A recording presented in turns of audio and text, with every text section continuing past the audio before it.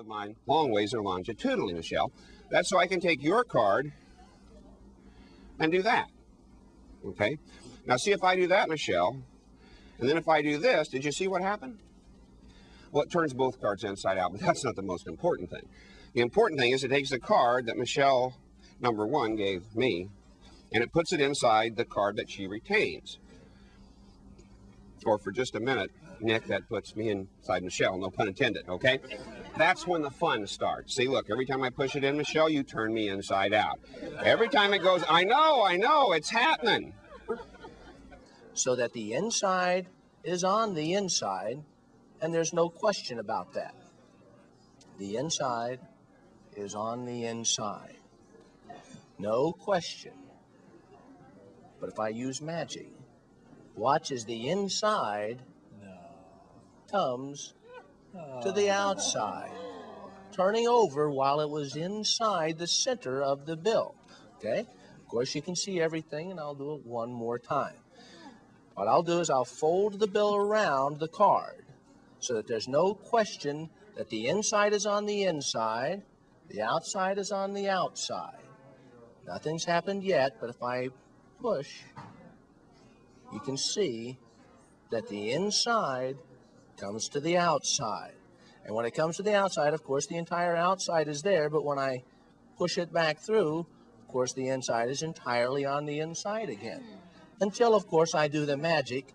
And, of course, as soon as I do that, the inside comes back to the outside, and that's pretty much how the trick is done. Around the air. No casualties. All right. No casualties. Everybody's fine. So I'm in Japan. Sounds familiar. Meet a guy who's really good at origami, paper folding, which is a hobby of mine. He shows me a weird way to fold money. Now, he's using a 1,000-yen note, but I'll show you this with an old $2 bill. And this is the fold, and it is very unlovely, but it is functional. It is called the time machine. You push something in this side. By the time it comes out this side, it has gone backwards in time. Now, small machine, only a few seconds of time travel, but it's fun to watch. Lisa again. Lisa, make sure there are no mirrors, trapdoors, secret compartments. Check it out. And also, take a look at the hitchhiker on the back of the $2 bill, because it's hilarious. You see him? He's right here. Oh, I guess he got a ride. Well, that's not important. Anyway, you're going to want to try this at home. Here's what you need to do. Get yourself an old playing card. You want an old one because you're going to ruin it. Now, you can fold it 2 ways. You can put the back on the outside. You can put the face on the outside.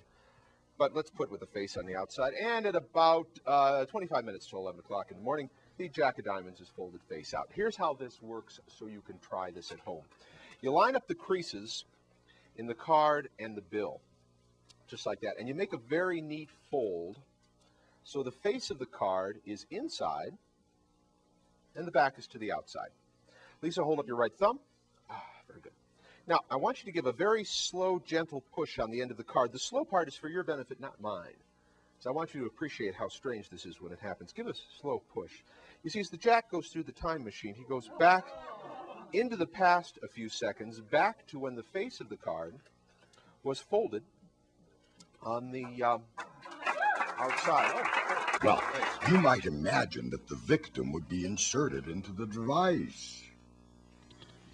No, the device is inserted into the victim.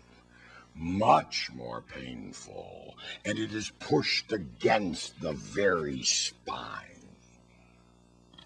On good days, you can get them to turn around, but on really good days, you can get them to turn